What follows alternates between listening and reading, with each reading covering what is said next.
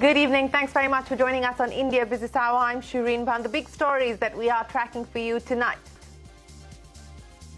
The COVID-19 pandemic and the conflict in Ukraine. These shocks have produced profound impact on the global economy. As if that was not enough, now we are in the midst of a third major shock.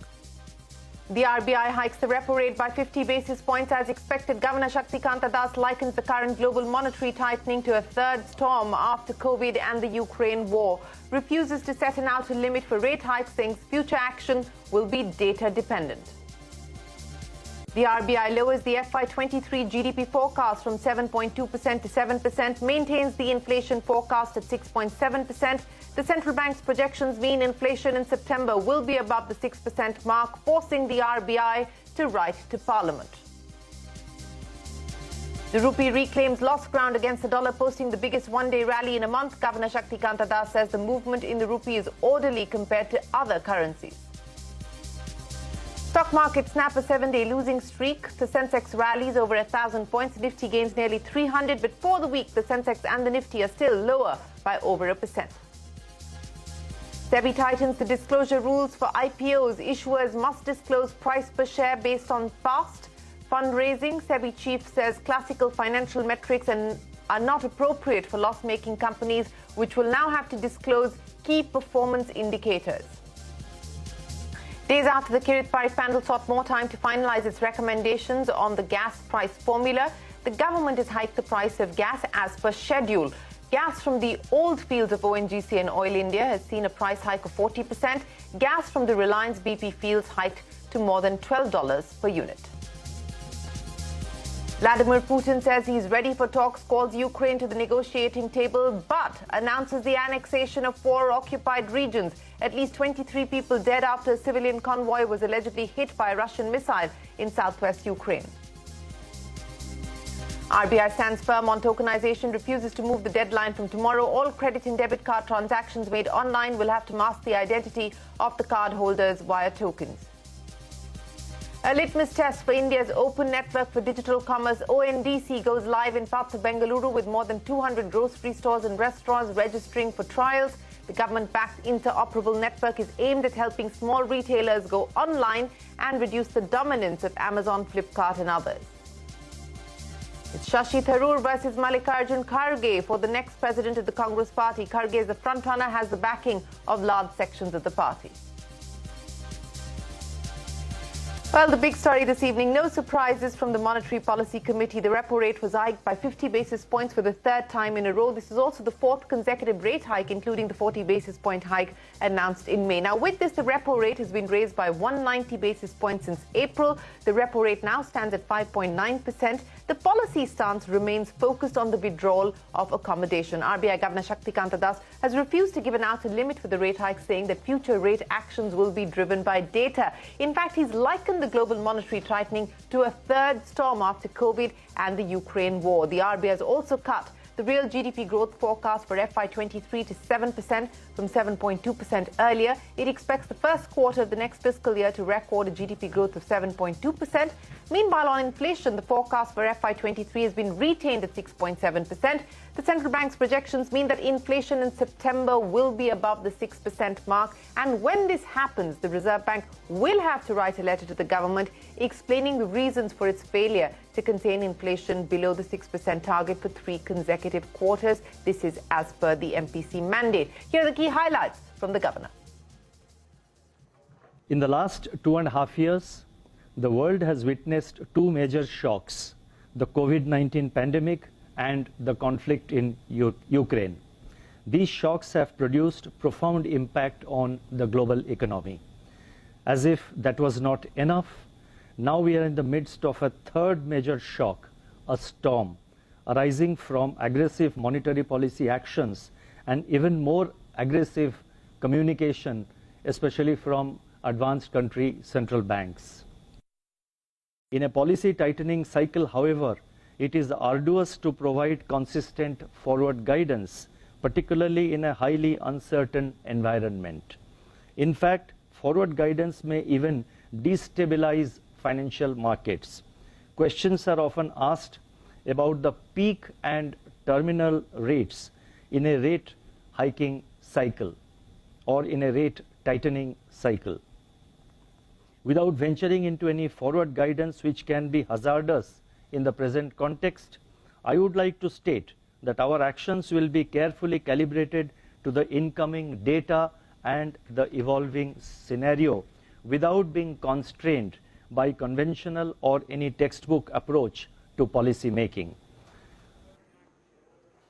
Well, that is the RBI governor, and the policy did give some help to the rupee today. The Indian currency posting its biggest single-day gain in a month, appreciating around 50 paise against the dollar, ending at 81 rupees and 34 paise to the dollar. The Reserve Bank governor said that the movement of the rupee has been orderly when compared to most other countries. He also added that the RBI's forex reserves continue to remain strong. The movement of the Indian rupee has, however, been orderly compared to most other countries. The Indian rupee has depreciated by 7.4% against the US dollar. The Reserve Bank intervenes in the market to curb excess volatility and anchor expectations. The overarching focus is on maintaining macroeconomic stability and market confidence. The aspect of adequacy of forex reserves is always kept in mind. The umbrella, as I had said earlier, continues to remain strong. Well, that is the governor. Lata joins us now with her take on the monetary policy. Lata, rates, inflation, growth, the trajectory and the guidance and the commentary that came in from the MPC and the RBI, what do you make of it? Well, first up, the 50 basis rate hike is being treated by the market as boringly predictable. Now, isn't that surprising? 50 basis is a lot, and in India, in normal times, it would have raised heckles from political circles and from markets. But such is the turmoil in the market and the attack on the rupee that, 50 basis has become so acceptable. That stands out. Now, for the other forecast that the governor or the MPC has made, growth at 7%, perhaps is a tad optimistic. We're still living in uncertain times in terms of a global slowdown. And even arithmetically, if you adjust the much lower than expected first quarter growth, 13.5 compared to RBI 16.2, it's likely that growth is actually going to be less than 7%. I mean, that's a very distinct possibility. Inflation at 6.7 is their forecast. They've retained it. Even that could be a little ambitious. That is predicated upon inflation coming down to 5.8% in the last quarter. It's too much of a bet right now, given the way in which cereal prices have gone up. The Anna Yojana has been extended, and that can also create, a psychological impact of lower stocks with the government, and therefore keep prices higher. Veggie prices are higher. So that's a bit of an ask, that 6.7 and 5.8 by the last quarter. Governor assiduously tried to explain that he will not give any guidance. But, he defended withdrawal of accommodation by saying that that means we are still accommodative, which means there are more hikes. So December, not only is the CPI for October and September going to be uncomfortably high, higher than 7 for September and almost 7 for October. In that background, when you go into December and you have written a letter to Parliament why you failed to keep inflation under 6%, which was your mandate, it's very difficult not to do a 35 basis. So my sense is, from putting everything together, especially defense of withdrawal of accommodation by the governor, it looks like he has to remove more accommodation in December. So 35 in December perhaps is a given, and maybe even another 25 in February. If the Fed is going on hiking all the way up to March, it's difficult not to move at all. So chances are we are going to peak at 6.5. All right, so we will see possibly another rate hike in December and February. Lata, many thanks for joining us. Stock markets rallying after the Reserve Bank's decision, snapping a 7-day losing streak. The Sensex gained over 1,000 points today. The Nifty rallied nearly 300 points. Financials led the rally with the Nifty Bank Index gaining 3%. But for the week, both the Sensex and the Nifty lower by 1%. Metal stocks were the biggest losers, ending the week over 4% lower. Auto and financials were also lower by 2% for the week. Anuj joins us now to wrap up the market action. Anuj, up for today but down for the week. Short covering today? Powerful short covering is what we had today. We had the market sitting with record high short positions when trade started today. It was the start of a new series, and we had, like I explained in the morning as well, record high short position from FIIs. The Bank Nifty led with 2.5% rally after the policy. So the event is out of the way, even though the event itself may not have anything extraordinary for the market, something which was priced in, perhaps. Risk on visible in all the metal names. But this is a market which is about the dollar-rupee algo trade, and that's what played out today. The rupee was very strong, and that led to the Bank Nifty being strong. In fact, look at the gainers.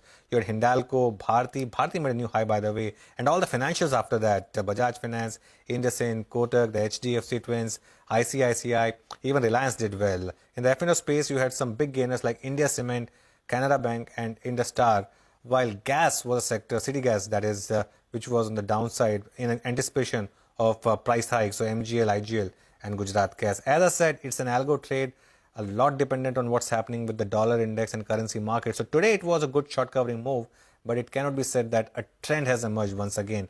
For that, we'll need to see follow through. All right, Anuj, many thanks. The big global story, Russian President Vladimir Putin has proclaimed annexation of Donetsk, Kherson and other regions that voted for Russia in a so-called referendum. All the annexed territories together form 15% of Ukrainian territory. This is the first Russian annexation since that of Crimea 8 years ago. During his speech, Putin called on Ukraine to stop the military attacks and return to the negotiating table. He said Russia is prepared for talks. I want Kyiv regime and their sponsors from the West to hear me, to heed me. I want everyone to remember that people who live in Donetsk and Lugansk and Kherson and Zaporozhye, now they become our citizens forever. We appeal to the Kyiv regime to cease fire immediately, all the hostilities, the war that they started back in 2014, and to go back at the negotiations table, because we are ready to do that. And we have said that on many occasions, but the choice of the people of Donetsk, Lugansk, Zaporozhye and Kherson, we are not going to discuss that. The choice was made, and Russia will not betray this choice. And the EU, as well as other nations, including the US, have called the referendum a sham and do not accept this so-called annexation. Back home, market regulator SEBI has tightened the disclosure rules for IPOs, and the move comes after a slew of new age companies hit Dalal Street and led to wealth destruction for investors. Starting now, issuers of an IPO will need to disclose price per share based on past fundraising. Companies will need to disclose the price per share of the last 5 transactions not older than 3 years ahead of the IPO. SEBI Chief Madhavi Puri Butt said classical financial metrics are not appropriate for loss-making companies, and they will now need to disclose key performance indicators along with other disclosures. Take a look.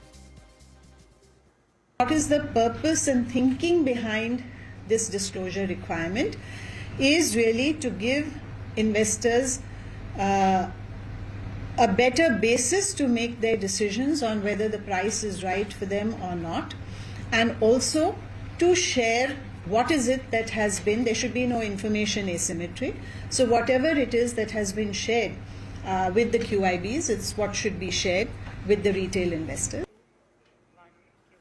IPO disclosure norms tightened as we've been reporting, now official. A quick check of some of the other headlines. Insurance regulator is likely to approve new regulations on expense incurred by general insurers. Sources say expensive management is likely to be capped at 30% of the gross annual premium. The government has hiked the price of gas from old fields of ONDC and Oil India and the Reliance BP joint venture. Remember, the review was set to take place on the 1st, and that is what has happened. The price of gas for ONGC and Oil India's oil fields have been hiked from $6.1 per unit to $8.57 per unit. The price for the Reliance BP joint venture revised upwards to $12.46 per unit. There is also a cap that has been imposed, and that cap will now be in place till March of 2023. Remember, this is something that we've been reporting. The government has also set up the Kirit Parikh Committee report to review the gas pricing formula. The committee has sought more time from the government to be able to submit its report, but the revision of gas prices, which was supposed to happen from the 1st of October, that has now been notified by the government. Vodafone Idea says that they've been in talks with Indus Towers to strike softer payment terms, adding that the discussions have not been concluded yet. The statement comes after reports of Indus Tower warning the telecom company that it could lose access to tower services if dues are not cleared. Nestle India has announced that CFO David McDaniel, who also served as the Executive Director of Finance and Control, will step down at the end of February. He will take up a new assignment with the Nestle affiliate. Svetlana Boldina, currently the head of Finance and Control of Nestle Indonesia, will succeed. Air India will expand its international operations. It has announced 20 additional flights every week to Birmingham, London and San Francisco. Post the expansion, Air India will operate 40 weekly flights to the US and 48 flights to the UK. The Reserve Bank of India remains firm on tokenization, or the process of masking identity of credit and debit card holders via tokens. Tokenization will become mandatory from tomorrow.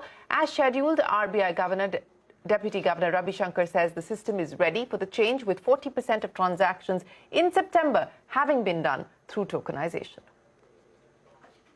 On tokenization, the system is ready. Roughly about 35 crore tokens have already been created. As per the data we have, in September itself, about 40% of transactions were undertaken using tokens. There are a few participants who may not be ready, but that would largely be because, or probably because, of their unwillingness to comply.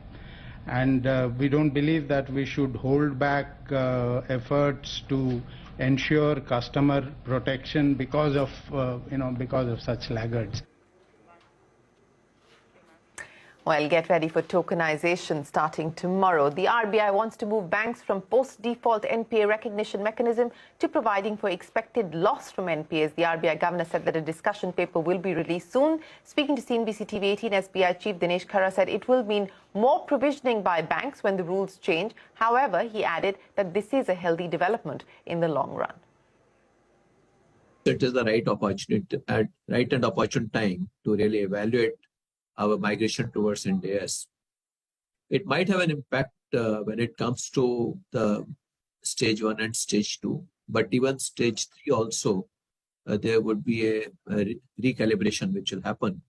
And I think it's a welcome step which RBI has initiated today in terms of going for a discussion paper on the subject. It might have some impact for the provisioning, but I think eventually it will be in the overall good in the long term. Well, that is the SBI chief. We will take a break, but up next, ONDC goes live in parts of Bengaluru with more than 200 grocery stores and restaurants registering for trials. That and more when we return.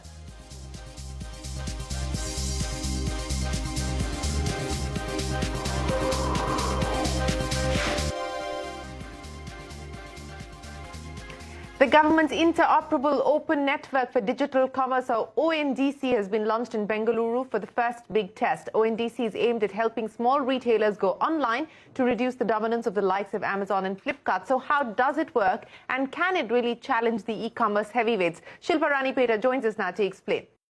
Now, Amazon is a closed loop where the entire process of buying is taken care by the platform. But ONDC has different parts to this. Now, there's a buyer side, that's a buyer side app that you use, a seller side app for the sellers, a logistics provider, and a gateway that's connecting everything. So say now you want to order a biscuit packet. Now you log on to the buyer side of the app like Paytm. You search for a biscuit. Now the gateway sends this request to the seller side app where sellers have registered. Now they respond with all the sellers, of a list of all the sellers that are selling these biscuits. And this is displayed to you on the buyer app. Then you pick a seller, you place the order with the seller. Now the seller fulfills it and the logistic provider that you pick delivers the order to you. Now, this helps sellers because even small kirana stores can go online by just registering with one seller-side platform for a negligible cost and be visible to buyers across apps. Now, my colleague Haripriya Suresh is also on ground with a seller who received his first few orders through ONDC today. Today, we're here at Green Mart in Indranagar, one of the 200 grocery stores that have been onboarded onto the platform for this phase of the trial. And this trial is ONDC's big test.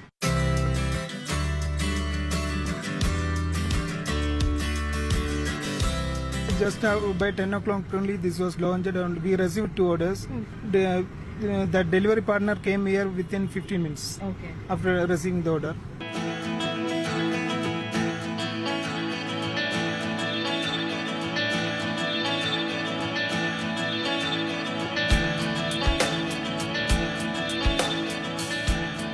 So once the order is placed on the buyer app, Paytm, our sellers who are listed on seller app, they get the order notification on their dashboard. And once they acknowledge the order and accept the order, so the store that we are at Green Mart received their first order today, and our delivery partner Loadshare came and fulfilled the order.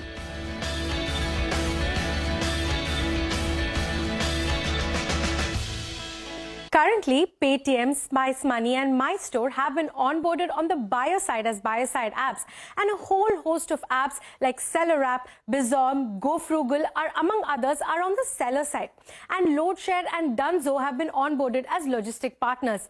Now, more apps will come on, like Kotak Mahindra Bank and IDFC's bank apps are also expected to be onboarded on the buyer side. However, e-commerce majors like Amazon and Flipkart are yet to integrate ONDC on their platforms. Well, the big national story is Shashi Tharoor and Mallikarjun Kharge are the contenders for the next president of the Congress party. Kharge is the front-runner. He has the backing of large sections of the party, including the senior leaders. A third leader, former Jharkhand Minister K.N. Tripathi, also filed his nomination. Polling will take place on the 17th of October, results to be announced on the 19th. Parikshit Luthra standing by to take us through the race for the presidential elections at the Congress party. Parikshit. The Congress party has been facing several leadership challenges over the past few months. After several controversies and high drama, 3 candidates have filed their nomination for the election of party president, set to be held on the 17th of October. This is for the first time after 20 years that the Gandhi family is not participating in the internal election process of the Congress party. So who are the key candidates? Mallikarjun Kharge, he's the front runner in the race and has the backing of the Gandhi family. He came into the race after Rajasthan Chief Minister Ashok Gehlot's rebellion. Digvijay Singh also backed out of the race in Kharge's favour. He's the leader of the opposition in the Rajya Sabha, a 3-time MP, 9-time MLA from Karnataka. He's someone who has the largest backing in this election. His support group also includes dissidents or G23 members like Manish Tiwari, Prithviraj Chavan and even Ashok Gehlot for that matter. Shashi Tharoor, let's speak about him. Author, 3-time MP, the chairman of the Parliamentary Standing Committee on IT. He is the other candidate. A former Minister of State for Human Resources and External Affairs, also an Undersecretary at the United Nations. Tharoor says he's not a G23 candidate. He's someone who had also met Sonia Gandhi before contesting, a move seen as an effort to take the Gandhi family's approval or blessings before contesting. He said, a fresh leader, not jaded by being entrenched within the current system for too long, can energize the party. He also went on to say that the Gandhi family is and remains the foundational pillar of the Congress, our moral conscience, ultimate guiding spirit, unquote. You also had one surprise candidate, K.N. Tripathi, who is in the limelight now. Former Jharkhand minister and Congress leader. He is a former Indian Air Force officer who first contested an election from Daltonganj in 2005 and lost. Won the 2008 Assembly election and became a minister. He has filed his nomination. But the contest really is between Mallikarjun Kharge and Shashi Tharoor. I represent a vision to take the party forward in a different way. The party has had some great successes in its storied history, but for some years now we have been suffering setbacks. And the question is, how do we stop those setbacks, change the narrative and move forward? So I want to say to all of you, I am here to be the voice of all these party workers. And I hope that my campaign will appeal to them and will represent a way forward for the party. मैं जो लड़ाई हमेशा लड़ते हुए आया हूं और लड़ना चाहता हूं कि कांग्रेस पार्टी के जो उसूल हैं, जो आइडियोलॉजी है, उस आइडियोलॉजी के साथ मैं बचपन से जुड़ा हूं। मैं यही अपील करूंगा सारे हमारे डेलीगेट्स जो वोटर्स हैं वो मेरे पक्ष में ज़्यादा से ज़्यादा बहुमत बनाकर मुझे जिताएंगे, ये आशा करता हूं। And as Putin annexes 4 regions of Ukraine, there are many towns where Ukraine was able to hold its ground and, in fact, push back Russian troops. Kharkiv is one such region. But even as they are liberated, the horrors of the invasion looms widely across the town, with a constant fear of Russia trying to attack them once again. Our colleague Sanjay Suri gets us the latest from inside Kharkiv. So are you feeling proud? Of course. Why are you proud? Because we're taking back what's ours. And was it a difficult fight? Of course. Kharkiv has been the most intense battleground of this war by far. It's been attacked, it's been shelled, struck by missiles again and again since the launch of the invasion on February the 24th. All that has appeared to have ended in Ukrainian victory now, and the liberation of Kharkiv supposedly following a major counter-offensive by the Ukrainian military in early September. But just 2 days back, on Tuesday this week, the city was struck in missile attacks that destroyed a power facility, leaving about 18,000 people without electricity. The liberation of Kharkiv has been much celebrated, but there isn't anyone here who is not keeping fingers crossed. And behind here, the Opera House was hit in a missile attack, and across from it, the business center absolutely destroyed. And this another building, home to a number of offices and businesses, bombed beyond repair, it seems. The most intense firefight of this whole campaign in Kharkiv took place here in the Soltivka area earlier in September. This is where Ukrainian soldiers launched that strong counter-attack against Russians who were in the city. This is where Russians were cornered. They were cornered into a building, surrounded. They had to abandon a lot of their vehicles, their armored personnel carriers, their tanks, and they fled. This is the point, really, that has been the turning point of the Ukrainian offensive and their counter-offensive against the Russian forces so far. Well, horrors of Kharkiv there. Our colleague Sanjay Suri reporting from inside Kharkiv. That is a wrap on this edition of India Business Hour. Thanks very much for watching. Stay tuned to CNBC-TV18. We will bring you the action from the India Mobile Congress as the Prime Minister launches 5G services. Of course, all the telecom operators will be there in attendance. That and more coming up for you tomorrow morning here on CNBC-TV18. From all of us here, goodbye. Thanks for watching.